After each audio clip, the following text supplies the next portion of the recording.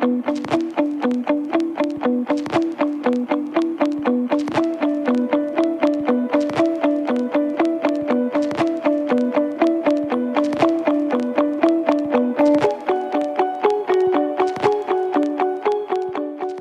everybody, and welcome to another episode of Circle Up and Get Real, where we talk about things that matter with people who matter. And Dr. Pam Denton is my guest today. And should I call you Dr. Pam? I know Christy calls you Dr. Pam. Can I call you Does Pam? she?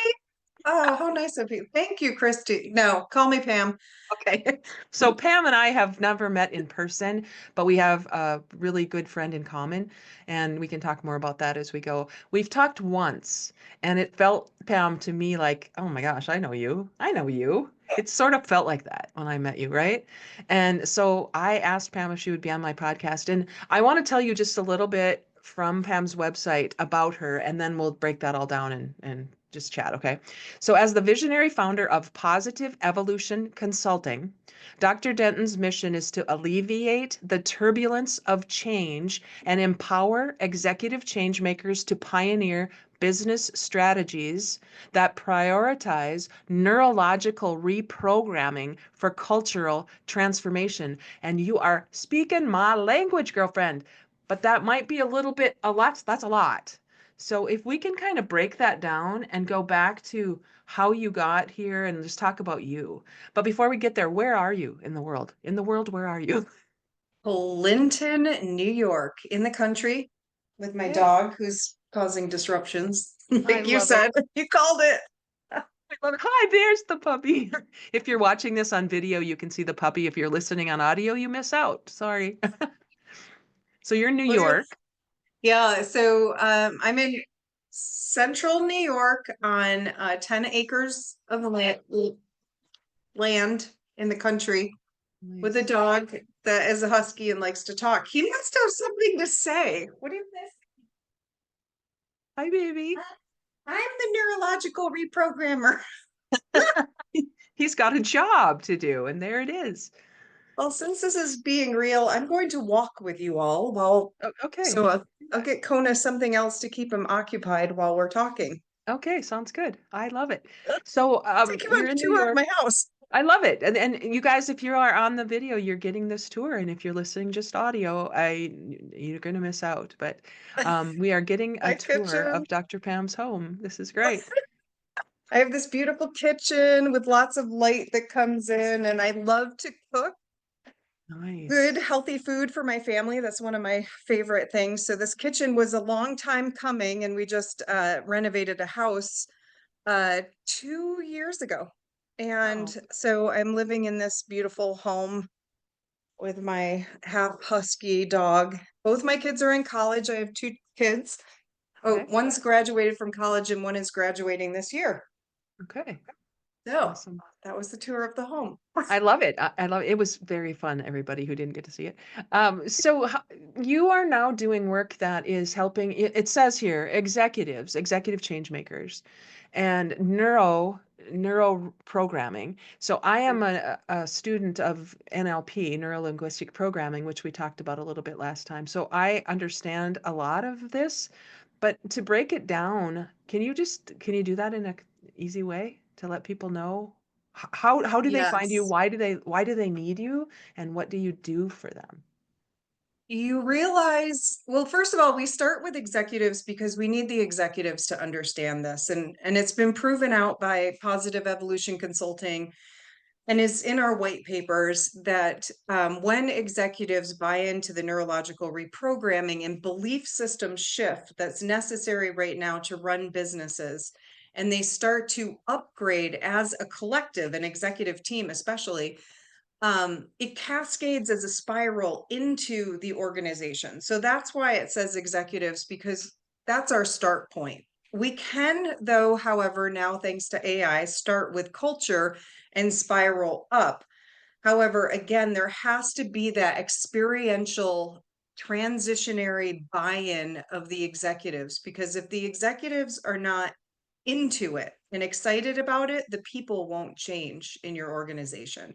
They look to the executives still in a hierarchy of these people are going to determine what my, I'm going to use air quotes for those of you who are listening, behaviors are. Mm. So, neurological reprogramming is taking down the barriers of old guard leadership inside of our nervous system that have been hardwired in there and are now showing up as stressors in our leadership. And I don't think people really realize that you can smooth out the chaotic environment. So, people, to get back to your question, people come to us because of chaos, stress. They're just not getting what they want, team synergy. We all want connectivity, synergy, flow. And sometimes we're just so busy as business leaders that we don't realize that we need to stop and implement targeted, customized solutions for our leadership team and our culture that will create that synergy and flow. Mhm. So there's a pain point that they get to, and they're noticing or recognizing something that they don't want when they Mhm. come to you. Yeah, there's either a pain point of you are in chaotic disruption and you're done with toxic culture, you're just done with the gossip, you're done with the backstabbing, you're done with people not doing their jobs or whatever it may be. Or another big pain point is transitionary leadership generationally. So you may be a legacy holder and your father or mother owns a company and it's transitioning to you. And your style of leadership is way different than the leadership that created that company. That's a big one that's up right now. A lot of legacy turnovers where the descendants are just not on the same page. You may not have been in your family. And now you're trying to lead the way your dad did or your mom did or both. And it's almost impossible to run the culture because your belief systems are just different. Right. Do they have that language when they come to you? Belief systems and neurological reprogramming. Do they know that, or do they just know I'm in pain and I need help? I could, in the past, no. Like up until I would say the past few years, nervous system is becoming a catchphrase out there. Um, do people necessarily want to engage in the nervous system practices yet? I don't think so. I think that that's a teaching point. So Mhm. we teach nervous system regulation experientially as part of a leadership culture shift. We integrate it into the program. And we use, I don't know if this is the right time to get into this, but it's coming through. Jump We in. Yeah. use leaders' nervous systems to see what needs to be programmed into the nervous system. So it's called mirror neurons. It's the ability to see through the leader's eyes, their perceptions, what they're seeing in their organization and culture. Then we take those perspectives or insights and we ask, listen, intuit, guide, and neuro reprogram. Mhm. So it's a facilitated dialogue, but in a very, very interesting way. It's not your tell you what to do leadership training. It is, I'm going to see through your eyes what you're seeing, and I'm going to help you shift your perceptions to um, build a more streamlined culture that has more growth potential. Another pain point is growth. Growth is a huge pain point. If you're going from 500 million to a billion, that's a huge growth, and your organization will reorganize itself. And in the age of AI, you probably need AI tools to speed up that process. What I'm finding is that people don't grasp AI because they don't have an integrative brain. They have a stressed out brain, and a stressed out brain can't handle multidimensional thinking. So another thing that we get leaders to is multidimensional thinking, being able to see out of linear into full expansionary perspective so that your growth trajectory can be more streamlined and fluid. So there are possibilities beyond what they have language for, it sounds like, coming to you as executive leaders who are working on their industry, not on themselves necessarily. Yeah, they know that. I feel like the leaders that come to us know inside of them that this work needs to be done. And we start with the barrier of stress. It's very simple to understand: fight, flight, freeze, and fawn. And when we teach those personalities in our regulation programs, leaders really get it because you have to understand or start to understand that we can't multidimensionally think when we're in fight or flight. And most of our nervous systems are there right now. And the pandemic made sure of that. It put us into such a freeze and fear zone that a lot of us are still carrying those imprints. So we've got to get our nervous system regulated out of fight, flight, freeze, or fawn in order to advance leadership capability. It's just not possible to be a collaborator in fight, flight, freeze, or fawn. It doesn't even exist in your brain body circuitry. I can't collaborate if I'm like, Right. "What's going Well, that's probably the collaboration that happens in the misery loves company space, on?" where I'm going to attract who I am, not what I want, right? Exactly. I'm going to fight you for my territory. Yeah, I'm going to aggressively attack you into submission so that you do as I say. That's old guard leadership. And yeah, it's built off of stress cycles. It's built off of stress personalities. If I dominate you, then I get your command and you do as I say, my organization progresses. Nope, not anymore. Not with AI. If you can't keep up, you're going to evolve off the show. yeah, right, right. So funny. Okay.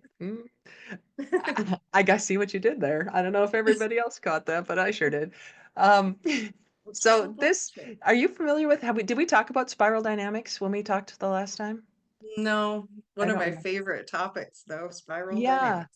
So in one of my leadership groups that I facilitate, we're digging in through AI to what a world aware of spiral dynamics and working on the different levels would be able to accomplish. For those of you who don't know what I'm talking about, that's a whole other conversation. But spiral dynamics is a way of seeing the world of human evolution. You could probably help me explain that a little bit better, Pam. But um, in that space, it sounds like what you're talking about is old guard leadership being at like the red level, red and maybe blue. Red is ego based, individual power seeking.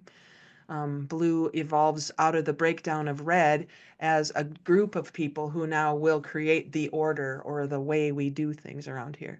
And one thing I'm kind of exploring in that whole way of seeing the world is what happens in countries that have never had a democracy, that have never had a way to live in a blue leadership space, because they've only been led by red, you know, Mm.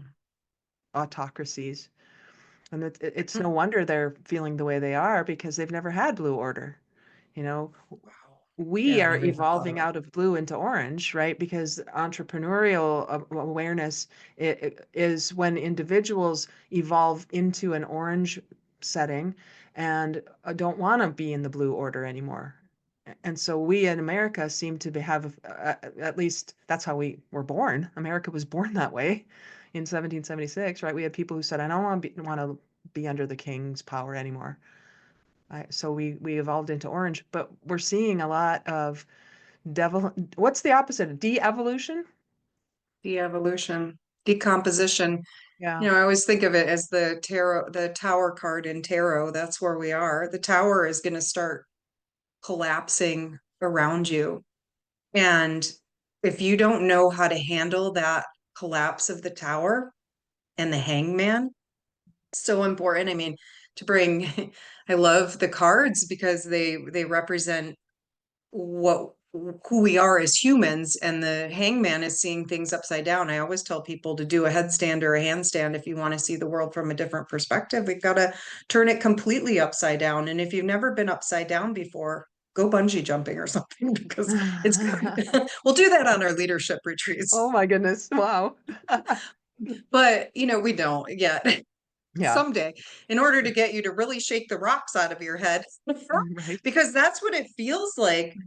I mean, going back to where I started this work, which was hands-on body, um, a hardwired old guard head feels like cement.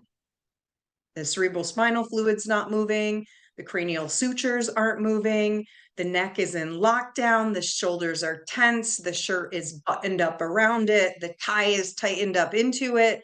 It is rigidity, and we have that in our DNA. Our DNA, the ultimate spiral of life, is has the same neuropeptides that our emotions have. So that DNA of leadership is rigid and stuck and not vibrationally shifting. And emotionally, we're rigid and stuck and not vibrationally shifting. And then you put the tower card into that, the crash, and you don't know how to manage your emotions. Neuroenergetic reprogramming is breathe, move, imagine. And it's a system that I developed because it's fast and it's efficient and anyone can do it.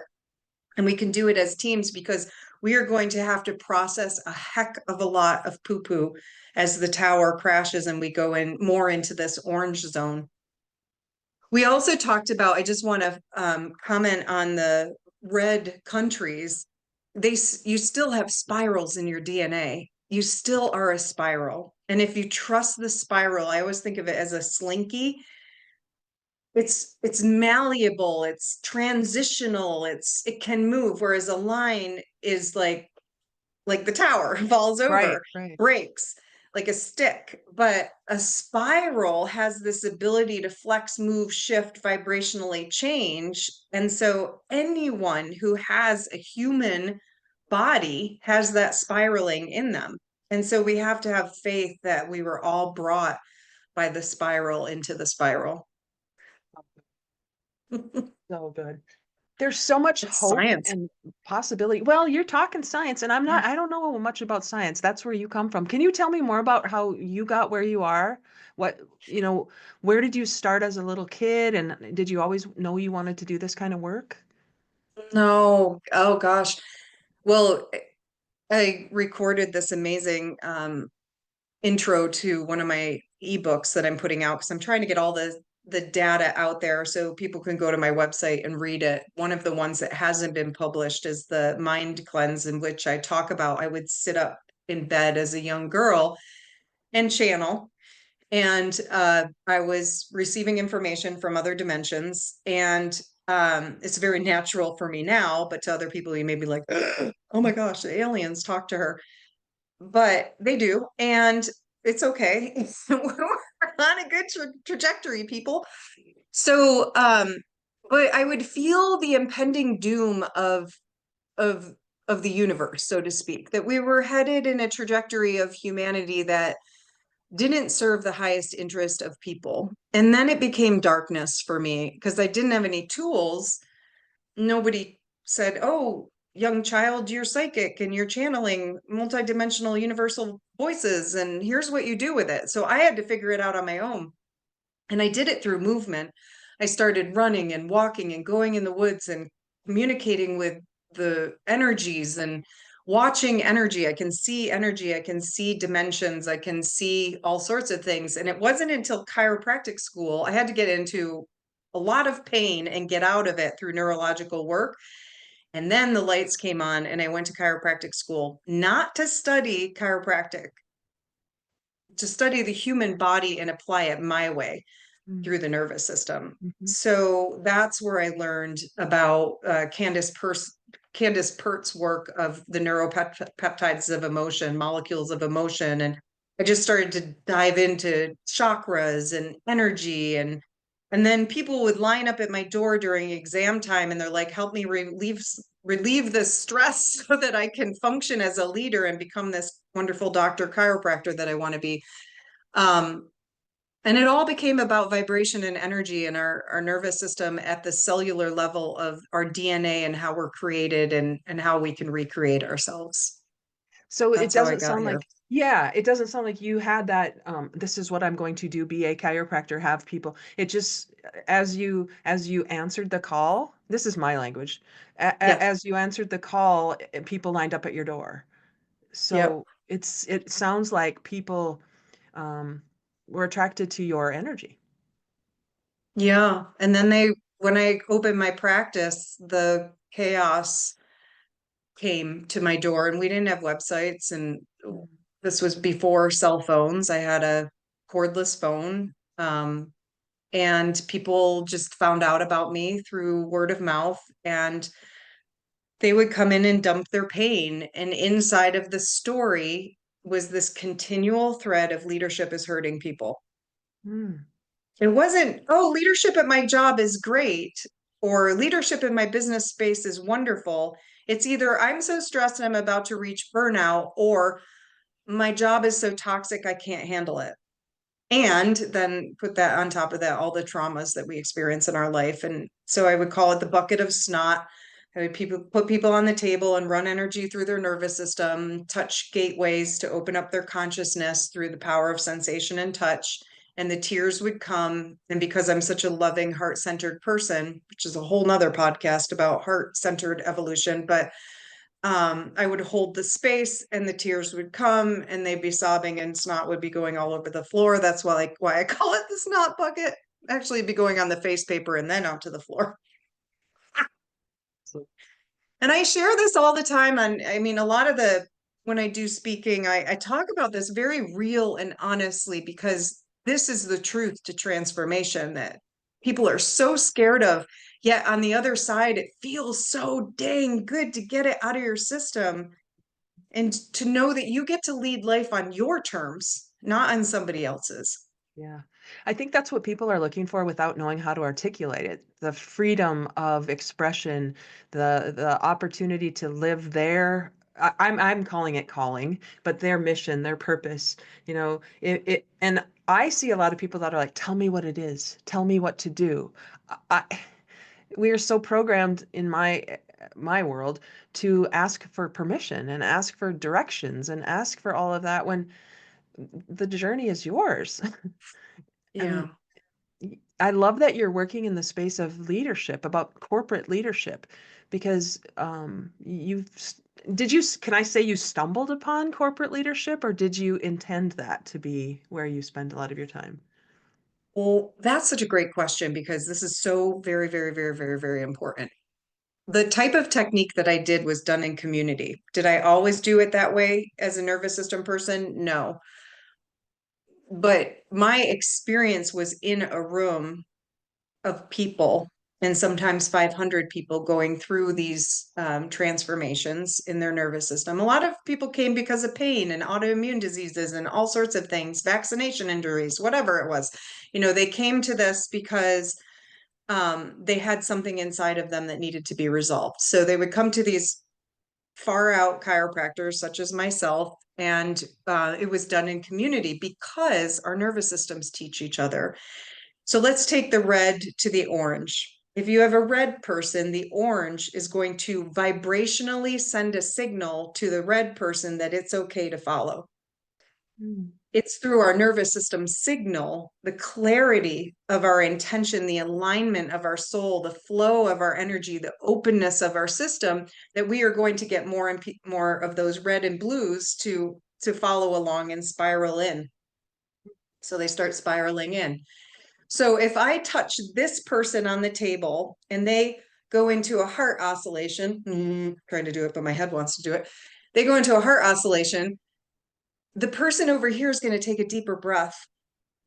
And so I said, well, if we get this work to the leaders, if that person enters their heart vibration, an oscillation, we call it, and they're truly in that space and doing their deep work, the whole organization will start to follow that in the spiral.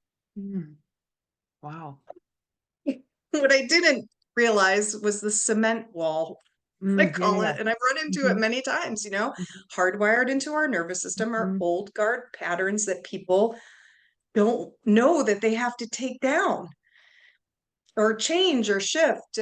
And so I kept running into that wall, but my truth is in organizational redevelopment. It's looking at the entire organization through the organization's eyes, through the leadership team's eyes, and then helping that leadership team reorganize into a spiral so that they're not a line that will break and turn into the tower card. I see totally. things organizationally because I see it in the body that way. I see it in the room that Mm, way. And I see it, it could be 500,000 people. It could be 100 people. It's the same strategy to get there. So I mm. think I have this gift that I'm going to say it. I'm the one, people. No, no, don't laugh about that. No, Can I you say say that it again? to being real, but truthful and truthful at the same time. Thank Well, you, Chuck. that's the whole point. So this podcast was created in 2020 when I was going through my own existential, as everyone was in 2020. And REAL is an acronym for radical, which does not mean crazy, wild, out there. It means going back to the root, which is the Mm, original definition of radical, root. Radical, energized. Authentic, which is what you just said. It's me. I'm the one, people, right? Authentic, not in a cocky way, but in a truth, like you said, in a truthful way. This is just what is. And then the L is learning focused. So if we can remain open and learning focused to what the world, universe, people have to teach us, that's continually spiraling. That's getting out of that cement that you were talking about. Because if we fall below that I keep going below the line because I'm reading a book by these guys, The 15 Commitments of Conscious Leadership, which is just such a great book for me. And they talk about being below the line and above the line in your leadership. Above the line is conscious, below the line is unconscious. mm, If you're above the line, you're open, curious, and committed to learning. If you're below the line, you're closed, defensive, and committed to being right. mm. Wow, And that's in powerful. and it's just so simple, right? It's just so simple. And when we start to notice, you mentioned the cement head, the cement head, but the pre-programmed rigidity that has us fall below the line, which is unconsciousness and a need to be right and holding on to those old patterns and old ways of being because it's too scary to believe that I might have been closed. There might be something more than what I currently know. And the book, this is the most scary statistic, and it's from their work. I don't know where they got it, but they say that 95% of people and leaders spend 98% of their time below the line. Yeah, I would have to agree with that. It was very frustrating for me. It made my heart hurt. I want to throw something in there though. What about this? This is where I want people to be with the line. Okay, tell So me I more. thought of the line as rapport.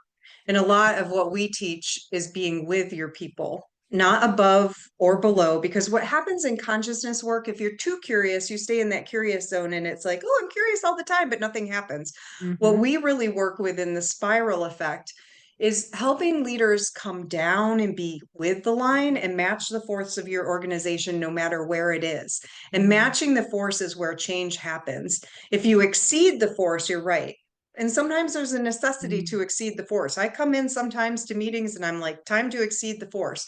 If you're less than the force, that's where you become unconscious. You're like, and nobody's Uh, listening to you. When you're with it, when you're in it. And that's heart-centered leadership. You're with the force.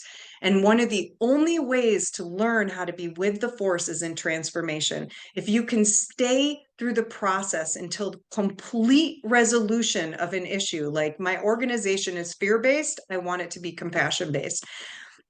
When you can stay through that full reorganizational process, 1 year, 2 years, 3 years, you are with the force. mm. May the force be with you. I mean, Yeah, for real. so good. Just adding, I'm So like, good. do you hear what you're saying, Pam?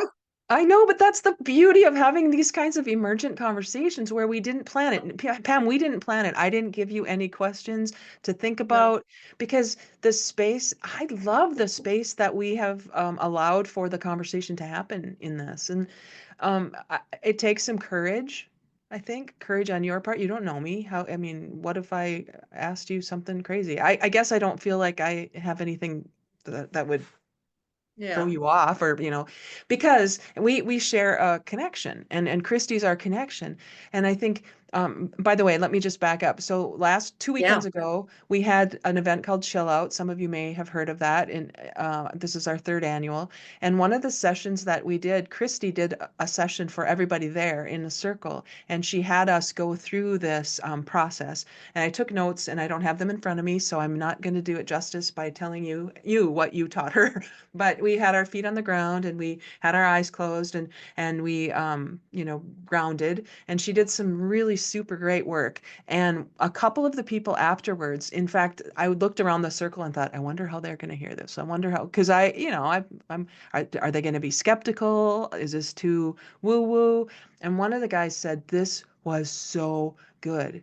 I didn't realize how chaotic, I don't think he used the word chaotic, but how worried or scattered I was. He said, this gave me the opportunity to, come back in some way. So I trust Christy, you trust Christy, and because we've both established those relationships with her, we can trust each other, I think, in a way that we might not.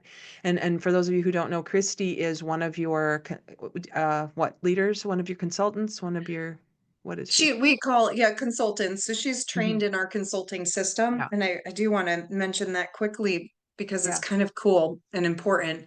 But she's also trained in neuroenergetic reprogramming. So what she took your group through was the first phase, which is called neuroregulate. There's Yes. 3 phases, and it's very, very important to understand the phases and how we apply the system.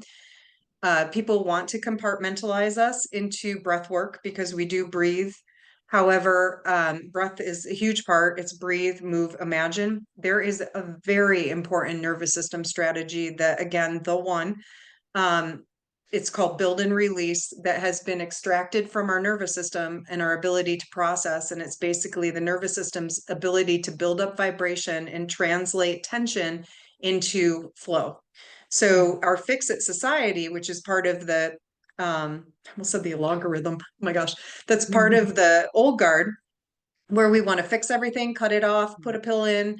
It's taken away our ability to vibrationally pick up signals in our nervous system and translate that into tension, and then um, translate that into energy, and then that becomes a neurological pattern. So we very specifically direct certain nervous system uh, pathways, and we rebuild pathways. So when we ground, we're rebuilding what's called the somatic loop to the brain, and it's your body's ability to perceive information from below and send it above. When you apply that to an organization, I get all so geeked out on this. No, this is Think so about a good. somatic loop in an organization, it's broken. A lot of our Mm. assessments, we have a very specific cultural perspective assessment process, reveal that there's mistrust and miscommunication in organizations. I'm sure people out there can relate to this.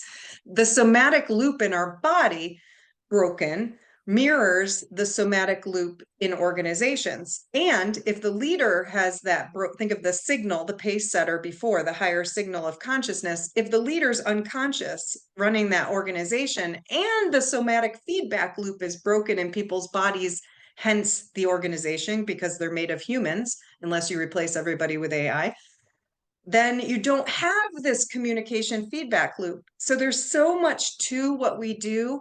And all you have to do is sit back and enjoy the ride, unless you want to science geek out with me.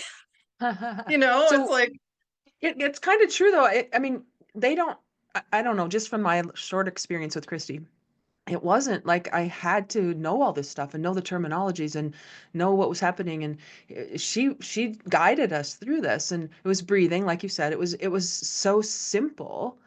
If we could, well, I shouldn't say if, it just happened, kind of, right? It just kind of happened. And I remember that the man I was talking about earlier who said this was odd. I don't think he knew what to expect, and so it was probably better for him because he didn't have to figure it out. right, he wasn't thinking about what to Right. do. Mm-hmm. And it's been mentioned to me multiple times that our consultants are healers. I'm using air quotes for Mm-hmm. those of you who Mm-hmm. are listening.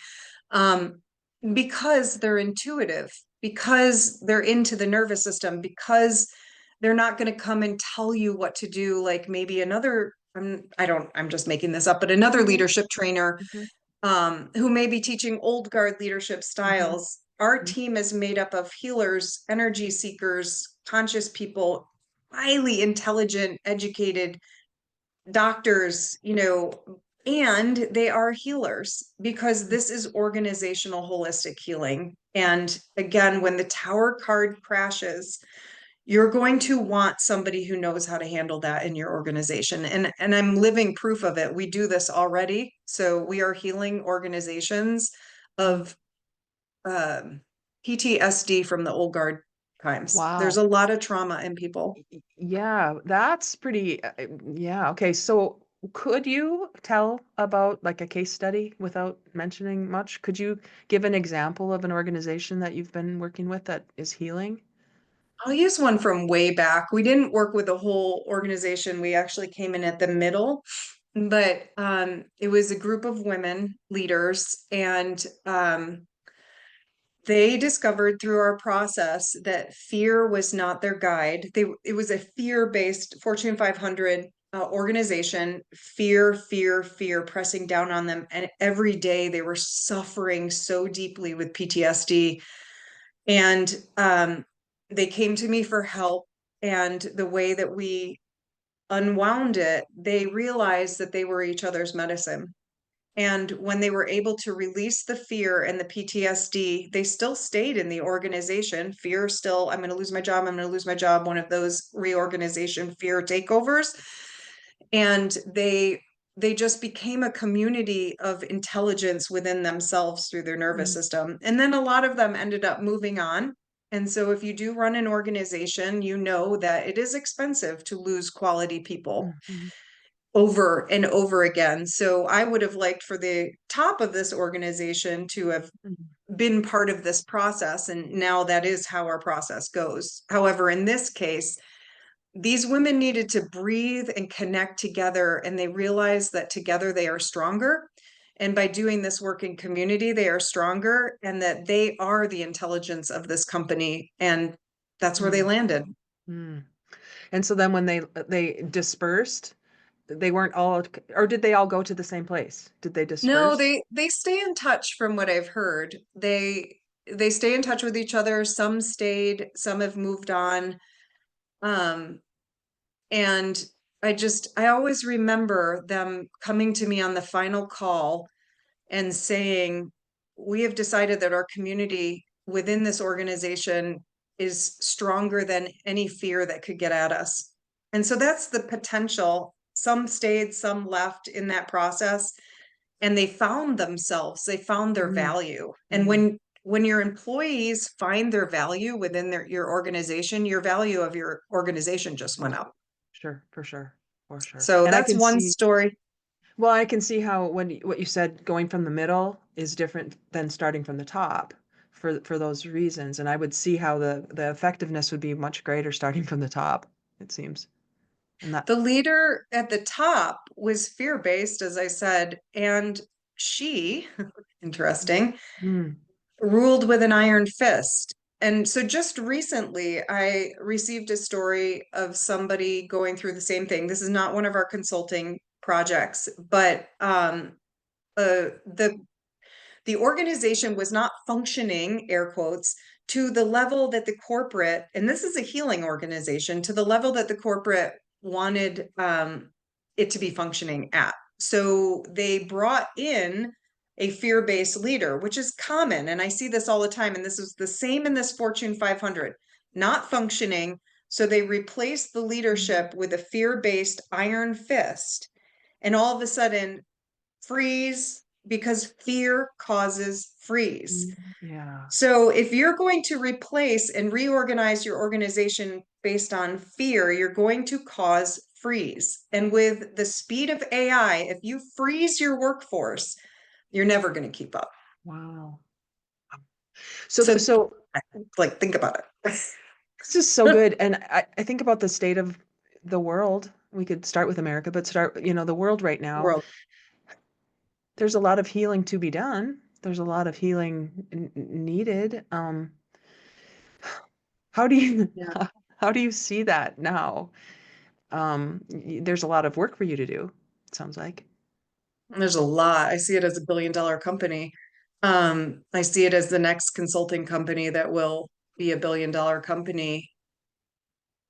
And I have to hold the faith that what I've been brought to do is going to expand.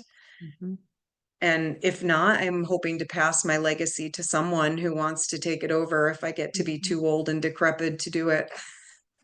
Well, let's hope So, let's put out there that it will happen yeah, way sooner than gonna that. happen way sooner. There's a Way lot of sooner. work to do, and there's so much more to this conversation. I'm just appreciative Oh, for it. yes, and I would look forward to part 2, 3, 4, 5, 12.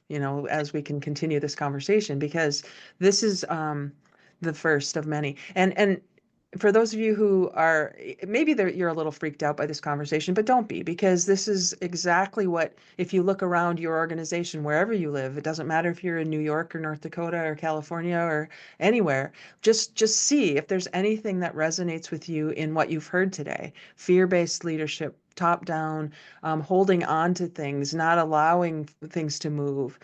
Just take a look at that from an observational perspective and see if there's anything that resonates with you in this, because Pam, I'd love to connect you with people or give them your contact information if they're interested in learning more. What's the best way to do that? I think the best way is to go to our website, positiveevolutionconsulting.com. Okay. And my ebook on neuroenergetic reprogramming is on there. There's a book on our resources page, an ebook called The Collaborative Brain Method. It starts in the same place, and that could be episode 2. Let's talk about the barriers of stress. Mhm. And we do have a very simple program called Regulate to De-escalate that Christy is Yeah. part of that initiative. And um, let's just talk about taking down the barriers of stress, and fear is one of them. The Mhm. primal brain. I truly believe our brain can be reprogrammed beyond fear in our emotional system, and I've Yeah. seen it in myself. So if you don't want to lead from fear or be in the fear, and you want to be the calm in the storm, we also have programs for people just to regulate with us, like what you experienced, Jody, at your event.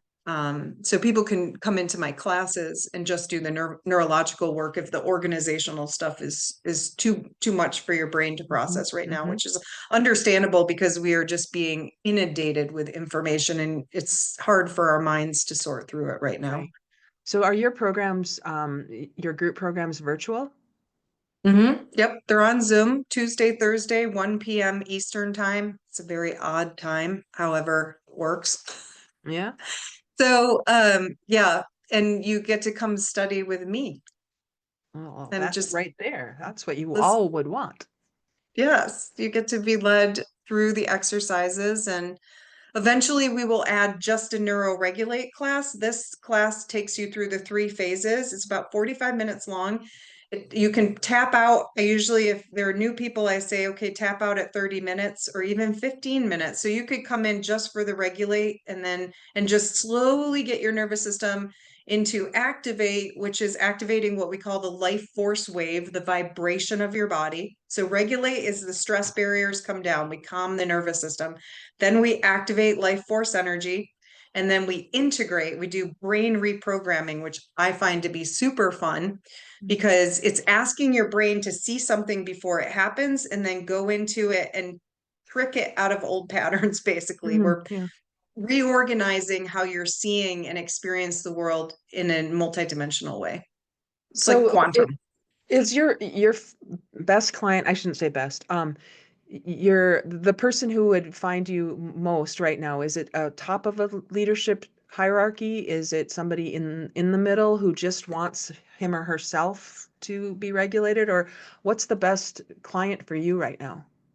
We have 3 categories. Women in leadership is our grassroots movement um, to assist women in what's happening globally in the world.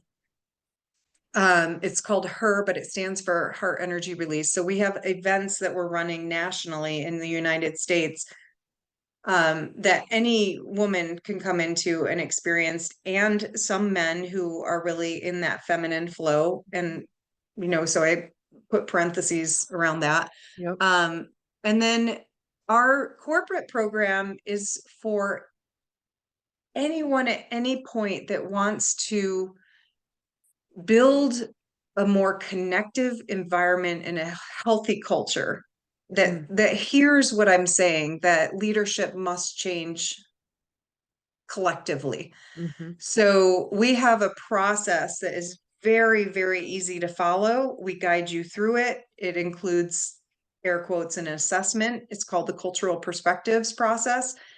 Um, and so you may be in absolute chaos or awakening into consciousness above the line, and you really want something new for your organization. We serve both places. And then the third is just, hey, I want to jam out with my nervous system.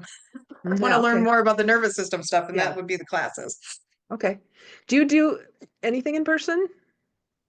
You personally? I speak. Thank Yeah. you. Where do you speak? I'm speaking in Florida, Orlando on April 24th to the HR conference called Evolution of all things Wow. on HI, human intelligence plus AI equals ROI. And that is my speaking platform. We use the speed of AI to teach cultures how to transform. So every program that we put into organizations is precisely customized and targeted to the human intelligence in your organization. And we use AI to get there. So Okay. I'm now speaking globally on that topic of, and it includes brain integration because our nervous systems, as I said in the beginning, if they have barriers of stress and old hardwired patterns and rigidity, we're not going to be able to keep up with AI. AI is highly integrative, whether Mhm. you're using it for sales, hiring, cultural change, leadership, questions, writing. You want to get your intuitive brain in sync with AI to train it. Oh, So, wow. Yes, you do. That's such a good point. Wow. We so need to that's talk again. yeah, that's stay tuned. But I'm speaking nationally. That's my big speak platform, I love or that. globally eventually, I'm Yeah, sure. yeah, And yeah. yeah. HI plus AI equals ROI. Mhm. Oh boy. So conferences anywhere that are interested in that, HR conferences, I suppose chiropractic conferences, energetic conferences, what? Anything, it sounds like. Medical conferences, Medical. the AI revolution in medicine is huge. And if you want to understand the humanistic acceleration, like how do doctors that are so stressed out, keep up with the AI transformation? Tracking your health, like how do you understand the data? So Mm, the the trouble spot in AI is people feel like they're going to be replaced by yeah. AI. Not true. If you use it in a way that accelerates human interaction. Right. And trying to think of the other thing. I just lost my thought. Well, that's all I was supposed to say. That's it right now. That's the That's about the whole. humanistic part of it. Yeah. Yeah. Pam, this has been just amazing for so many reasons. So many synchronicities, so many intersections in the work I've been doing and the podcast. You're starting. We're going to be shortly starting the sixth season of this podcast. So you Oh are my gosh. helping me with the fifth, ending up the fifth season. So there's a lot to be said. There's a lot of information out there, but also not just information for your head, inspiration for your heart as well. And I think when we can learn how to use the head, heart, and gut, I suppose, instinct, Mhm. intuition, and intellect all together, that can give us a much better platform from which to discern the actions we need to take. So this has been just fascinating. Thank It's you. been Thank you. awesome. I love talking about it. Vibrational leadership is what AI wants me to call Mhm. it. I So like that. vibe out, people. There you go. Vibe out. Oh, this is so good. Thank you so much, Pam. And as always, everybody, please just go get real this week. Talk to you again. Yes.